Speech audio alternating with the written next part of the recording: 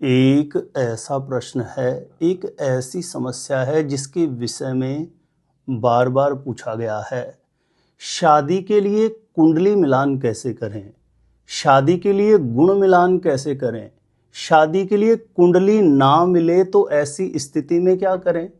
शादी का रिश्ता बहुत अच्छा समझ में आ गया है और गुण ना मिले तो ऐसी स्थिति में क्या किया जाए। तो देखिए प्रिय दर्शकों, आज के इस वीडियो में इस विषय पर बिल्कुल शास्त्र सम्मत सटीक जानकारी देने वाला हूं और यह जानकारी आपके पास होना बेहद जरूरी है। कुंडली मिलान कैसे करें, गुण मिलान कैसे करें? तो देखिए प्राय ये तो आजकल बहुत आसान हो गया।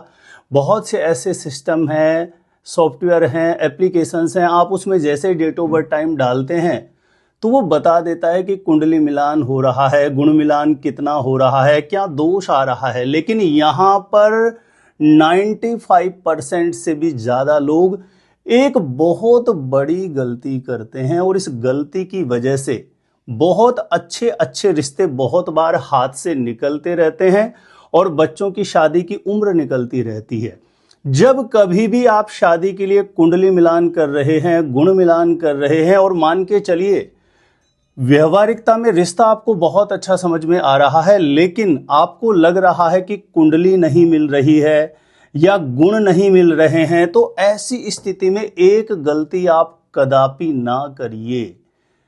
मुख्य रूप से कुंडली नहीं मिलने के, गुण मिलान नहीं आने के मुख्य रूप से 5 कारण होते हैं। मान के चलिए सबसे पहला कारण बनता है कि गुण कम मिल रहे हैं, यानी 18 से कम गुण मिलान आता है। तो ऐसे में बताया जाता है कि गुण मिलान कम आ रहा है, या मांगलिक दोष कारण बन रहा हो, या नाड़ी दोष कारण बन रहा हो, या गण दोष बन रहा हो, या भकुट दोष बन रहा हो। कुंडली मिलान नहीं होने के मुख्य रूप से बहुत बार आप कुछ एप्लीकेशन है, सॉफ्टवेयर है, उसमें जब डेट ऑफ बर्थ टाइम डालेंगे तो यह कारण बन सकते हैं, लेकिन यहां पर ही आपको बहुत ध्यानपूर्वक देखने की आवश्यकता है। मान के चलिए सबसे पहले हम बात करते हैं कि कुंडली मिलान नहीं होने का कारण मांगलिक दोष बन रहा है, यानी एक कुंडली मांगलिक और दूसरी नहीं है। तो ऐसे में एक गलती आपको कभी भी नहीं करनी। हो सकता है नहीं तो वो रिश्ता बहुत अच्छा है, लेकिन आपकी जानकारी के, आपके ज्ञान के अभाव में आपके हाथ से वह रिश्ता निकल जाए। जब कभी भी आपको मांगलिक दोष प्रतीत होता है, यानी एक कुंडली मांगलिक और दूसरी नहीं है, तो ऐसे में जो कुंडली मांगलिक है, यदि उसमें मंगल मेष राशि का हो, वृश्चिक राशि का हो, कर्क राशि का हो, तो ऐसे में मांगलिक दोष पूर्णतया प्रभावहीन हो जाता है। जो कुंडली मांगलिक है उसमें मंगल चंद्रमा के साथ है, गुरु के साथ है, राहु के साथ है, तो मांगलिक दोष पूर्णतया प्रभावहीन हो जाता है। मंगल अस्त हो जाए तो मांगलिक दोष पूर्णतया प्रभावहीन हो जाता है। और जो कुंडली मांगलिक नहीं है सामने वाले की, उसकी कुंडली के तीसरे, छठे, 11वें भाव में शनि हो, राहु हो, मंगल हो, तो ऐसे में भी मांगलिक दोष पूर्णतया प्रभावहीन हो जाता है। 63 एकादशी राहु, 63 एकादशी शनि, 63 एकादशी भूमि सर्व दोष विनाशकृत, ये ज्योतिष शास्त्रों का नियम है। तो ध्यानपूर्वक एक एक चीज को देखना चाहिए। हो सकता है शास्त्र सम्मत तरीके से वह दोष कैंसिल हो रहा हो और आप पीछे हट जाएं, और हो सकता है वो रिश्ता बहुत अच्छा हो। तो कुंडली मिलान करते समय, गुण मिलान करते समय कुछ ऐसी छोटी छोटी बातें हैं जो आपको जरूर विचार करनी चाहिए।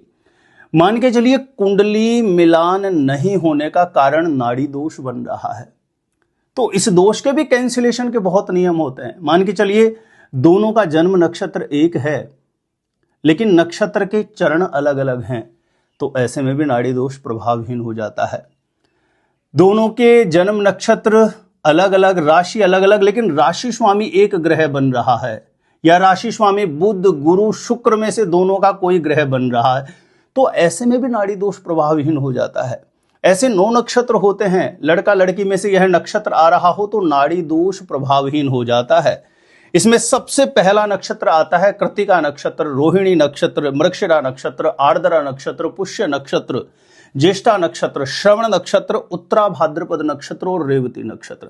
ये 9 नक्षत्र ऐसे हैं जो सर्वदा नाड़ी दोष से मुक्त कहे गए हैं। तो कुंडली मिलान नहीं होने का कारण नाड़ी दोष बने तो ये कैंसिलेशन के नियम जरूर जानने चाहिए। केवल आप किसी सॉफ्टवेयर या एप्लीकेशन के जो निष्कर्ष आता है उसी से निर्णय लेना आपका कहीं न कहीं दिक्कत कर सकता है। यदि आप कोई भी सॉफ्टवेयर या एप्लीकेशन की मदद से ही आप निष्कर्ष पर पहुंचेंगे तो हो सकता है आपका लिया गया निर्णय बिल्कुल गलत हो जाए। मान के चलिए कि गुण मिलान कम आ रहा है, गुण नहीं मिल रहे हैं, ठीक है ना, तो वहां पे जरूर देखिए गुण नहीं मिलने का सबसे बड़ा कारण ज्यादातर देखा गया है भकुट दोष या गण दोष बनता है। लेकिन ध्यान देना, यदि राशि मैत्री होती है तो गण दोष और भकुट दोष दोनों ही पूर्णतया कैंसिल हो जाते हैं। ऐसे में 18 से कम गुण मिलान, 14, 15, 16 गुण मिलान आ रहा और अन्य स्थितियां बहुत अच्छी हो तो कम गुण मिलान पर भी विवाह मंगलकारी हो सकता है। यह बात बहुत अच्छे से गांठ बांध के समझिए, क्योंकि इस विषय में मैंने बहुत सारी कुंडलियां मिलान करके देखी है। वो बहुत से ऐसे एप्लीकेशंस वगैरह हैं जिससे मिलान करते हैं तो उनको लगता है कि मांगलिक दोष है, नाड़ी दोष है या गुण कम मिल रहा है। लेकिन जब शास्त्र विधि से सही से गणना करें तो ज्यादातर दोष कैंसिल हो जाते हैं। 95% से भी ज्यादा संभावना होती है जिस दोष की वजह से कुंडली नहीं मिल रही हो, गुण कम आ रहे हो, तो वो दोष कैंसिल होने की संभावना बहुत होती है। लेकिन कैंसिलेशन के जो रूल्स होते हैं वो स्मृति में रखना बहुत बार मुश्किल रहता है, तो ज्ञान के अभाव में अच्छे अच्छे रिश्ते हाथ से निकलते रहते हैं। तो प्रिय दर्शकों, शादी के लिए कुंडली मिलान कैसे करें, गुण मिलान कैसे करें, हमेशा यदि कुंडली मिलान गुण मिलान ना हो तो उसके जो दोष होते हैं उसके कैंसिलेशन के नियम आप बहुत अच्छे से जरूर उसकी पहचान करिए और उसी के बाद अंततः आप निष्कर्ष पर पहुंचिए। बहुत बार रिश्ता बहुत अच्छा होता है लेकिन हमें ऊपरी सतह पर लग रहा होता है कि गुण कम मिल रहा है, गण दोष है, भकुट दोष है, नाड़ी दोष है, मांगलिक दोष है, लेकिन इन दोषों के कैंसिलेशन के रूल बहुत सारे होते हैं। यदि शास्त्र सम्मत तरीके से दोष कैंसिल हो जाए तो आगे बढ़ने में बिल्कुल भी संकोच नहीं करना चाहिए। उम्मीद करता हूं कि जो जानकारी मैंने दी आपको बहुत अच्छे से समझ में आ गई हो।